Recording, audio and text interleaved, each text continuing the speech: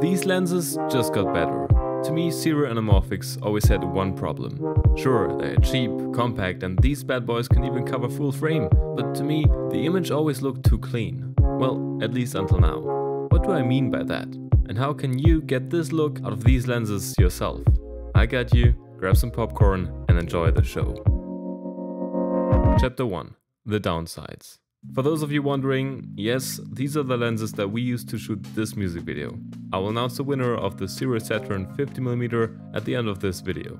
When Sirui asked me to test the Saturn 1.6x Anamorphics, I thought I knew what was coming. In my last video about the lenses, I noticed how clean they are and talked about how, for me, this completely defeats the purpose of them being anamorphic. But still, in the last 2 music videos I was actually very happy with the look I was able to achieve using these lenses.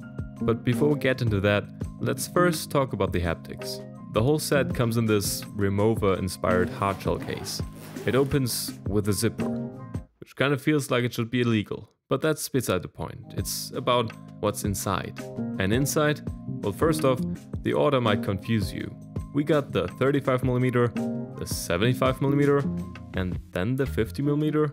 Well, anyway, they are tiny. All focal lengths are smaller than my regular sized iPhone, and thanks to that and the use of carbon fiber parts, they are very lightweight.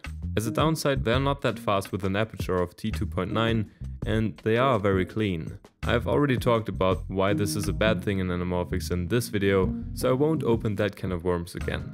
Even the flares are very subtle, especially on this neutral flare version. Compared to one of the first anamorphics Sirui had released, it feels like the overall look got even more neutral. The one artifact that you do see is the distortion, which is pincushion distortion. And that's not really what most people associate with the anamorphic look either. So I guess in order to make these lenses so compact, cheap and still able to cover full frame, there had to be some downsides. But like many things in life, you can either see it as downsides, or you can see the potential. Chapter 2. The potential. Let's take a step back. Clean lenses. What are they good for? Then it hit me. Of course. If they lack the character and produce a more neutral image, they're perfect for emulating the exact look that you want. They already have the flares and the oval bokeh, the stuff that's hardest to emulate in post, but they are still clean otherwise. These lenses can be used as shapeshifters, depending on whatever story you're trying to tell. Now, emulating the look of higher-end lenses accurately is no easy task. But if you understand the basics of how light physically travels through the lens, you can achieve some nice results, turning these lenses into whatever you desire without the need of renting another set of lenses for every single shoot. To make things easier for you, I've created Optical Drift, a lens emulation power grade for DaVinci Resolve. You can get it via the link in the video description, including a guide on how to apply it. I will make a whole video about it very soon, so subscribe and help me reach 10,000 subscribers before the end of this year. However, before we can start emulating our dream lenses, we need some footage. Chapter 3. Studio Light. Let's kick things off with a controlled studio environment. We recently shot a music video in this recording studio and wanted to achieve a vintage 70s look. We used the Saturns and got some very clean footage. However, applying optical drift paired with dehancer turns it into the exact look we were going for. Pincushion turns into barrel distortion. We introduced the exact right amount of chromatic aberration and the focus falls off nicely towards the edges. And all that with a click of a button. We can even tweak the individual aspects exactly to our liking. But how do these lenses paired with our emulation perform on a less controlled environment?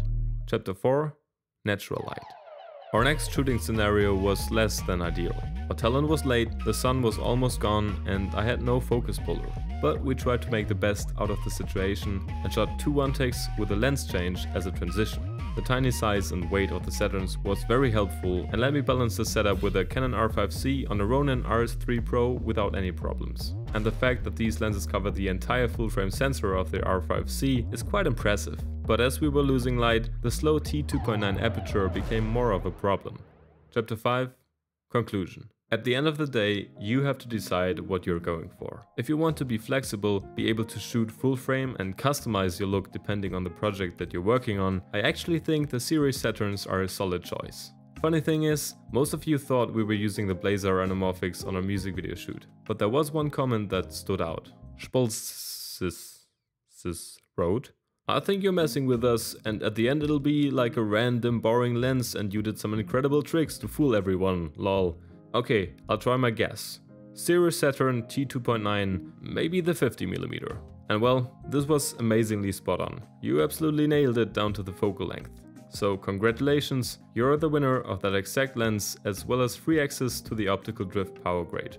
Thanks also to Chris and Lunasol for letting me use the footage for their music video, as well as Nir and Reggie for providing their song from the new EP Schwarzer Mann for this project. Not to forget Ole for shooting the behind the scenes on that shoot. If you like this kind of content, how about you watch a bit more of it? I got some sweet things cooking just for you, so you better just subscribe. It's free anyway. Bye.